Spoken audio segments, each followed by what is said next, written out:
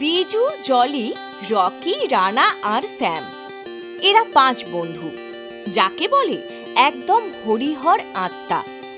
সেই স্কুল থেকে কলেজ এরা একসাথেই পড়াশোনা করেছে। এখন যদিও বড় হয়েছে, চাকরি করে, কিন্তু তাও বন্ধুত্বতে এক চিলতে ফাটল ধরেনি। সবকিছু ছোটবেলার মতোই রয়ে গেছে। কি রে জলি, রানাকে ফোন করে ব্যাপারটা বলেছিলি? না রে, কাল তো ক্যাফেতে মিট করছি সবাই, ওখানেই না হয় সবার সামনে কথাটা বলবো। ঠিক আছে, কাল তাহলে অফিসের পর দেখা হচ্ছে। এখন রাখি রে। হ্যাঁ, good night. Good night, sweet dreams. ওপাশ থেকে ফোনটা রেখে দিল বিজু। জলিকেও শুতে যেতে হবে, কাল আবার অফিস কি না। পরের দিন অফিসের পর 5 বন্ধু একটা ক্যাফেতে দেখা করলো। উফ, ফাইনালি এতদিন পর আবার সবার সঙ্গে দেখা হলো। এতদিন পরে কি রে? লাস্ট উইকেন্ডেই তো দেখা হয়েছিল। তো কি হয়েছে? 1 সপ্তাহ কি বেশি দিন নয়? নে নে, হয়েছে, বুঝেছি তোর বক্তব্য। নে জলি, তুই কি বলবি বলছিলি, এবার বলতো। তারা, রকি এখনো আসেনি তো? আমি হাজির গাইজ। এই তো, ভালোই হলো তুই এসে গিয়েছিস। তাহলে এবার শোন, বলছি অনেকদিন তো ঘুরতে যাওয়া হয় না, বল চল না কোথাও যাই, ছোট্ট একটা ট্রিপ করে আসি। তা ভালোই তো, প্ল্যান কর না, কিন্তু যাবি কোথায়? দীঘা। ধুস, চুপ কর তো, সব সময় শুধু দীঘা দীঘা দীঘা। চল না রে, এবার কোনো একটা অফবিট জায়গায় যাই। এক্স্যাক্টলি, আমিও এটাই ভাবছিলাম। আচ্ছা রানা, সেই ছোটবেলা থেকেই তোদের দেশের বাড়ির গল্প শুনি, চল না ওখানেই যাই। আমাদের চম্পকহাটির পুরনো বাড়িটা? কিন্তু ওখানে যাওয়াটা... কেন রে, ওইখানে কি? সব সময় শুধু ব্যাগরা দেওয়ার ধান্দা। কেন, তুই কি চাস না যে আমরা তোর বাড়ি যাই? নাকি সব গাল গল্প ছিল? না না, আসলে ঠিক আছে ঠিক আছে, আমি বিমল কাকুকে বলে দেব, বাড়ি পরিষ্কার করে রাখবে, আর বাকি ব্যবস্থাও। উফ, আমি খুব এক্সাইটেড, কতদিন পর ঘুরতে যাব আমরা। এই এক্সাইটেডের দোকান, তুই থাম, আগে ঠিক কর যাবি কবে, সেই অনুযায়ী অফিসে ছুটি নিতে হবে তো। অত বলাবলির কি আছে? কালকে শনিবার, মায়ের বার, সবার ছুটি, তাই কাল সকালে মা কালীর নাম ঠুকে বেরিয়ে পড়ি। রবিবার বিকেল অবধি কাটিয়ে রাতে বাড়ি, পরের দিন অফিস। বাস, প্ল্যান সেট। ঠিক আছে বড়দা, তবে তাই হোক। পরের দিন প্ল্যান মাফিক ওরা 5 জন দেখা করলো। রানার জিপ গাড়িতেই রওনা দিল তার দেশের বাড়ি চম্পকহাটির উদ্দেশ্যে। কিন্তু সেখানে পৌঁছেই তো সবার চক্ষু চড়ক গাছ। কি রে রানা, এটা তোর বাড়ি? এ তো রাজমহল ভাই। এই তোরা থামবি, এটা কোনো রাজমহল নয়, তবে এটাকে জমিদার বাড়ি বলতে পারিস। কেন, তোদের তো বলেছিলাম আমার পূর্বপুরুষরা জমিদার ছিল। উফ, অসাধারণ, উইকেন্ডটা জাস্ট জমে যাবে। খোকা বাবুরা এসে গিয়েছো? এই তো বিমল কাকু চলে এসছে। তা এসো এসো, আগে হাত মুখ ধুয়ে জল খাবারটা খেয়ে নাও দেখি। হ্যাঁ চল চল, ভীষণ খিদে পেয়েছে। তারপর ওরা সবাই মিলে খাওয়া দাওয়া করেই পুরো বাড়িটা ঘুরে ঘুরে দেখতে লাগলো। এটা হলো ঠাকুর দালান। উফ, অসাধারণ। আচ্ছা, আর ওই দেখ নর্তকী মহল। নর্তকী মহল মানে? যেখানে আগে নাচ গান হতো? হ্যাঁ, তবে ওই দিকে যাওয়া বারণ আছে। কেন রে, ভূত আছে নাকি? না রে, তেমন কিছু না, আসলে সংস্কার হয় না তো বহু বছর, মহলটাও ভেঙে গেছে, সাপ খোপ থাকতে পারে তাই আর কি। ও তাই বল, না হলে ঘুরতে এসে ভূতের হাতে মরতে হবে তা আমি মানতে পারবো না ভাই। কিন্তু ভাই, এই পুকুরটাতে স্নান করা যাবে তো? না এখানেও নামতে মানা আছে? আরে না না। তাহলে লেটস গো। তারপর সবাই মিলে পুকুরে নেমে স্নান করতে লাগলো। কিন্তু হঠাৎ করে রকির মনে হলো জলের তলা থেকে ওর পা ধরে কেউ যেন টানছে। ভাই ভাই, আমাকে বাঁচা, আমি ডুবে গেলাম। তখন সবাই মিলে গিয়ে কোনো রকমে রকিকে বাঁচালো। কি রে, তুই তো ভালোই সাঁতার কাটছিলি, তাহলে ডুবে যাচ্ছিলি কি করে? বললে তোরা বিশ্বাস করবি না। মনে হলো কে যেন জলের মধ্যে আমার পা ধরে টানলো। ওই শুরু হয়ে গেল ওর গাঁজাখুরি কথাবার্তা। না রে, সত্যি মা কালীর দিব্যি বলছি। নে, অনেক হয়েছে, চল এবার উঠি। হ্যাঁ, বিমল কাকুও মনে হয় খাবার নিয়ে আমাদের জন্য অপেক্ষা করছে।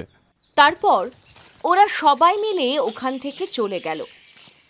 দুপুরে খাওয়া দাওয়া সেরে জলি আর বিজু গেল ওদের ঘরে রেস্ট নিতে, আর রানা, রকি, স্যামেরাও নিজেদের ঘরের দিকে যাওয়ার জন্য পা বাড়ালো।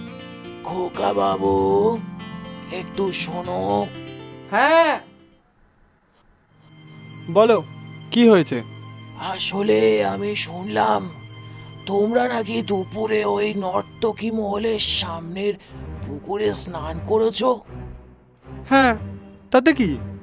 কিছু না, তবে তুমি তো সব জানো ওই সব জায়গা ভালো না।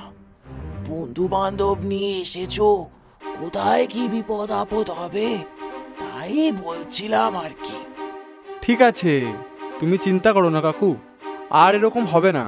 কিন্তু ঠিক তখনই উপরের তলা থেকে একটা আর্ত চিৎকার শুনে সবাই চমকে গেল।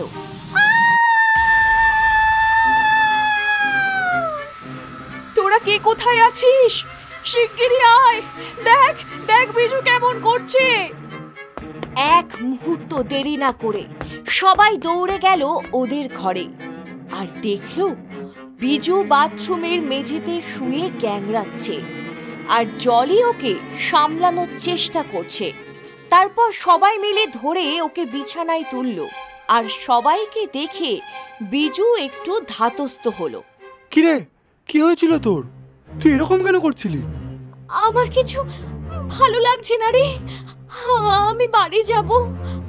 উফ, সেই ঘটনা মনে এলেই আমার গায়ে কাঁটা দিচ্ছে। তুই আগে বল তো কি হয়েছে? আমি বাথরুমে গিয়েছিলাম ফ্রেশ হতে, বেসিনে মুখ ধুচ্ছি, হঠাৎ মনে হলো আমার পিছনে কেউ দাঁড়িয়ে আছে। তারপর আয়নার দিকে তাকিয়ে দেখি একটা নাচের পোশাক পরা আর গয়না পরা মহিলা আমার পিছনে দাঁড়িয়ে হাসছে। তাই দেখে আমি ভয়ে পিছন ফিরতেই দেখি কেউ নেই, বাথরুমে আমি একা দাঁড়িয়ে। বোধহয় তারপরই আমি ওর চিৎকার শুনি, গিয়ে দেখি বিজু বাথরুমের মেঝেতে পড়ে আছে। বাকিটা তো তোরা এসে দেখলি। এটা শোনার পর ওদের সবার মুখে একটা চিন্তার ছাপ পড়ে গেল। শুধু বিমল কাকু আর রানা একে অপরের মুখ চাওয়াচাওয়ি করলো। তারপর রানা হঠাৎ করে বলে উঠল, একটা কথা তোদের আমি বলতে চাই। সেদিন তোদের বলবো বলেও ভেবেছিলাম, কিন্তু সাহস করে বলতে পারিনি। তোরা আমাকে নিয়ে মজা করবি তার ভয়। আমি এ যুগের ছেলে হয়েও এসব মানি বলে। এই শোন, বেশি ন্যাকামো না করে মেন পয়েন্টে আয়। আসলে আমাদের বাড়িটা হন্টেড, আর সেই জন্যই এই বাড়িটা ছেড়ে দিয়ে ঠাকুরদা শহরে বাড়ি করেছিল। আসলে এ বাড়িতে অনেকের মৃত্যু হয়েছে। তুই কি আর কি মারছিস আমাদের সঙ্গে? সবটা জেনেও আমাদেরকে বারণ করিসনি কেন? তুই আমাকে ভুল বুঝছিস বিজু। আসলে আমিও বিষয়টা হালকা নিয়েছিলাম, বাপ ঠাকুরদাদের কথাগুলোতে আমল দিইনি। হ্যাঁ, আর রানা বারণ করলে যেন কত মানতিস, তখন তো আরো বেশি করে আসতে চাইতিস। এখন নেহাত এগুলো হলো তাই। স্যাম! উফ, তোরা থামবি? দেখ, দুপুরে আমার সঙ্গে আর বিকেলে বিজুর সঙ্গে এইসব হয়েছে, তাই নেক্সট কারোর সঙ্গে এইসব হওয়ার আগে আমাদের কাছে গাড়ি আছে, চল আমরা এখনই বাড়ি ফিরে যাই। কিন্তু কথাটা শেষ হওয়ার আগেই ওরা একটা আওয়াজ শুনতে পেল, যেন মনে হলো বারান্দা দিয়ে ঘুঙুর পড়ে কেউ দৌড়ে চলে গেল, আর সঙ্গে সঙ্গে সমস্ত বাড়ির লাইট চলে গেল। ওরা সবাই আতঙ্কে চেঁচিয়ে উঠল। আমার খুব ভয় করছে জলি, তুই আমার হাতটা ধর। একি, তোর হাত এত ঠান্ডা কেন? ভয় পাস না, আমি তোর পাশে আছি।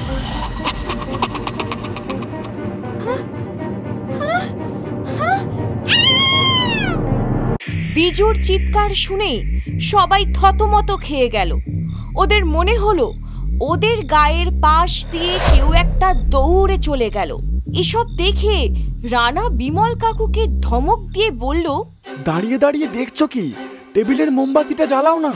বুড়ো বিমল পকেট থেকে দেশলাই বার করে কোনো মতে হাতড়ে হাতড়ে মোমবাতিটা জ্বালালো। সবাই দেখলো ঘরে জলই নেই, আর বিজু ঘরের এক কোণে দাঁড়িয়ে ঠক ঠক করে কাঁপছে। কি রে বিজু, জলি তো তোর সঙ্গে দাঁড়িয়েছিল, কোথায় গেল? আমার মনে হলো অন্ধকারে যে দৌড়ে গেল সেটা জলেই ছিল। বিমল কাকু, টর্চ আনো, জলিকে খুঁজতে যেতে হবে। তুমি আর রকি আমার সাথে চলো, আর স্যাম তুই বিজুর সাথে থাক। না না না, আমিও যাব খুঁজতে। আমি জানি আমি ভীতু, কিন্তু জলি আমার বেস্ট ফ্রেন্ড। এই সময় আমি ভয় পেয়ে বোকার মতো ঘরে বসে থাকবো না। তাহলে চল যাওয়া যাক। তারপর ওরা সবাই টর্চ নিয়ে জলিকে খুঁজতে বেরোলো। জলি,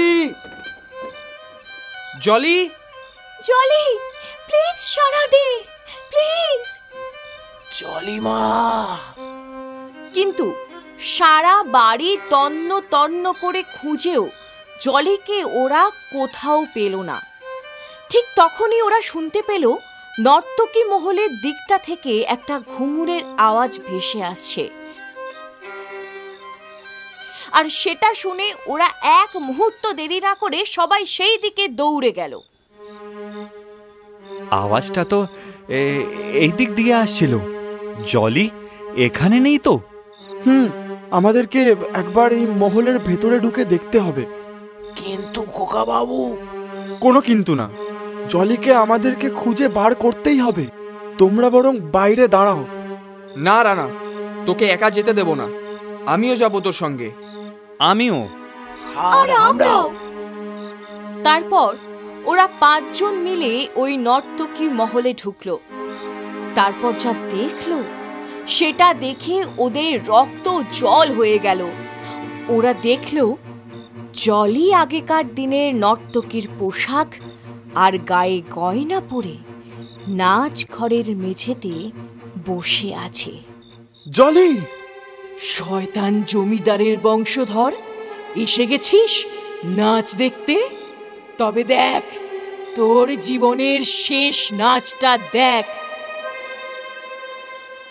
সারেগা রেগামা গমধা মা গামা গাহে সা, সারেগা রেগামা গমধা মা গামা গাহে সা, সা সা সা নি সা নি ধা নি ধা ধা পা মা গমা গা সা। এ বুকে জলে আগুন যন্ত্রণারি ছন্দে, পায়ে আজ বাজে ঘুঙুর কিসের আনন্দে, বেদনা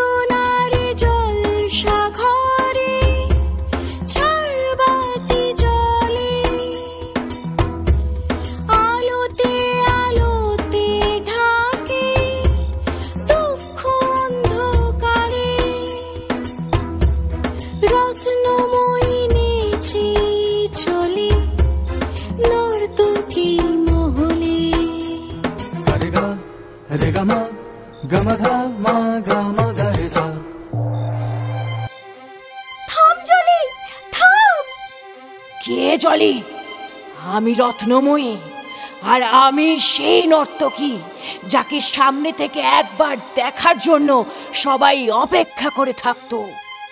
জলি, তুই কি ভুলভাল বলছিস এইসব? ও আচ্ছা, তাহলে আমি ভুলভাল বলছি? তাহলে সত্যিটা তুই আমাকে বলে দে। জলি, জলি ছেড়ে দে আমায়, আমায় ছেড়ে দে। ছেড়ে দাও ওকে। আমি বুঝতে পেরেছি তুমি জলি না, জলির মধ্যে অন্য কেউ। কিন্তু কি চাও তুমি? আমার মৃত্যুর প্রতিশোধ। তুমি ভুল করছো। আমরা কেউই তোমার মৃত্যুর জন্য দায়ী না, তাই দয়া করে ওদের ছেড়ে দাও। বাজে কথা বলিস না। না, আমি বাজে কথা বলছি না, বরং আমি বুঝতে পারছি এতগুলো বছর কেটে গেল তোমার আত্মা মুক্তি পায়নি, তাই তুমি এই মহলে বন্দী হয়ে আছো। কিন্তু তোমার এমন অবস্থা কি করে হলো? সব ওই শয়তান জমিদার, ওই শয়তান জমিদারের জন্যই। মরে গিয়েও আমি মুক্তি পাইনি। কি করেছিল ওই জমিদার? অনেকদিন আগে আমি তখন সাধারণ মেয়ে ছিলাম, তবে ছোটবেলা থেকেই দেখতে শুনতে ভালো ছিলাম আর নাচ করতে ভালোবাসতাম। যদিও পরে সেই রূপ, রং আর নাচই আমার কাল হয়ে দাঁড়ালো।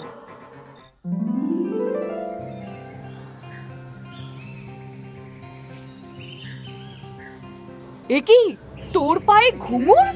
খোল, খোল বলছি, এখনই খোল। না মা, আমার নাচ করতে খুব ভালো লাগে। তবে রে, মায়ের উপর অভিমান করে আমি সেই রাতে বাড়ি ছেড়ে বেরিয়ে গেলাম।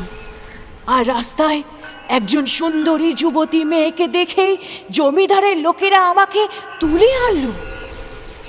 আমায় ছেড়ে দাও, আমায় ছেড়ে দাও, আমায় ছেড়ে দাও। তারপর থেকে এই নর্তকী মহলেই পাকাপাকি জায়গা হয়ে গেল।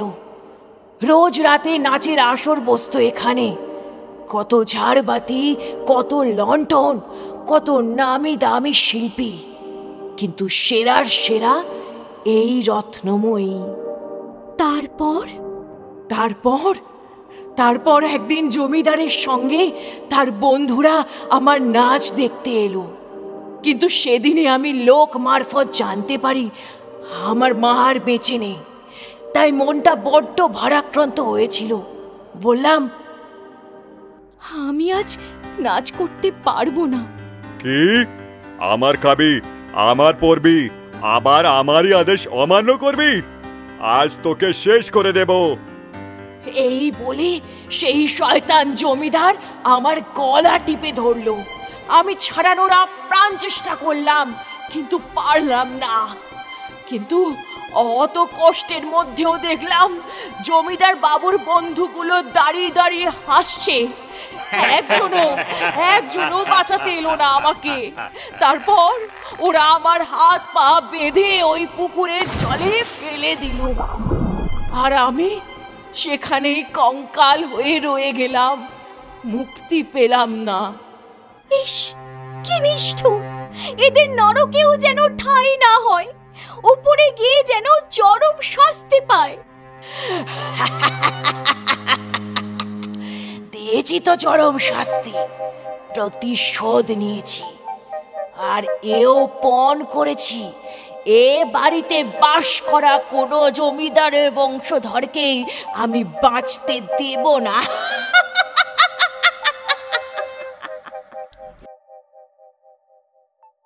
রানা! আমাকে ছেড়ে দাও রত্নময়ী। আমি মানছি তোমার সাথে ভয়ানক অন্যায় হয়েছে। আমার ভাবতে ঘেন্না লাগছে যে ভয়ঙ্কর পশুগুলো আমার পূর্বপুরুষ ছিল, কিন্তু আমি তো কোনো অন্যায় করিনি। মিনতি করছি, আমাকে ছেড়ে দাও। অন্যায়? আমি সেদিন কি অন্যায় করেছিলাম?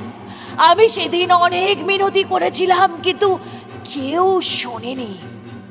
কিন্তু আজ আমি তোমার কথা শুনেছি, তাই পূর্বপুরুষের পাপের প্রায়শ্চিত্ত করে আমি তোমাকে মুক্তি দিতে পারি। কিভাবে?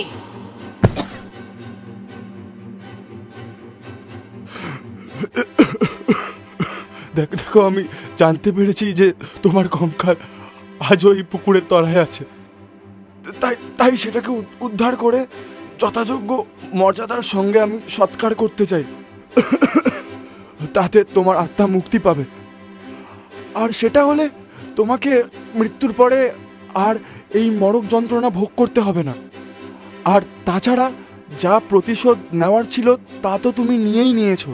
তারপরেও এরকম চলতে থাকলে আমার মনে হয় তোমার সঙ্গে আর সেই জমিদারের কোনো পার্থক্য থাকবে না। রানার এই কথাটা বলার সাথে সাথে রত্নময়ীর চোখটা কেমন ভিজে গেল। তারপর জলি হঠাৎ করে মেঝেতে গড়িয়ে পড়ল। জলি! পরের দিন সকালে রানা ডুবুরি ডেকে পুকুরে নামালো। তারপর অনেক খোঁজাখুঁজি করে পুকুরের নিচ থেকে একটা কঙ্কাল উদ্ধার হলো। আর সেটা দেখেই ওদের খুব কান্না পেয়ে গেল। এরপর রানা আর তার বন্ধুরা সব নিয়ম কানুন মেনেই ওই রত্নাময়ীর কঙ্কালের সৎকার্য করল। আর তারা অবাক হয়ে দেখল ধোঁয়ার ভিতর থেকে একটা আলোর কুণ্ডলী উঠে আকাশে মিলিয়ে গেল। আর দেখতে দেখতে নর্তকী মহলটা চোখের সামনে ভেঙে চুরমার হয়ে গেল। চল রানা, এবার তাহলে বাড়ি ফেরা যাক। হ্যাঁ চল, এই অভিশপ্ত বাড়িতে আর না থাকাই ভালো। জানি না আর কত মানুষের চোখের জল মিশে আছে এই বাড়িতে।